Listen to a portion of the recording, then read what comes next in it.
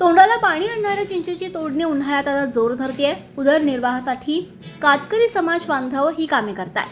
चिंचेची झाडे ठोक रकमेवर विकत घेऊन तोडलेल्या चिंचा प्रक्रिया उद्योग, हॉटेल आणि पाणीपुरी व्यावसायिकांना विकल्या जातात। उन्हाळ्यात मासेमारी करण्यासाठी मर्यादा असतात, त्यामुळे उदरनिर्वाह करण्यासाठी हे काम देखील करतो, असं कविता देवकर यांनी पुणे लाईव्ह न्यूज नेटवर्क बरोबर बोलताना सांगितलं। नाही आता 1 महिना 1.5 महिने चिंच करतो। आता पाणी नाही दिलं, पाणी आलंय, मासे भेटत नाही ती, मासं पण भेटत नाही ती, काय पण भेटत नाही ती। खर्च पाण्याला पुरत नाही। 3000चं झाड घेतलंय, आता 3 गोणे निघलंय। त्याच्यात परवडतंय का नाही परवडत, पण करतो। काटाड्या म्हणत नाहीत, वडा म्हणत नाहीत, एक एक एक एक एक एक याचून काढतो।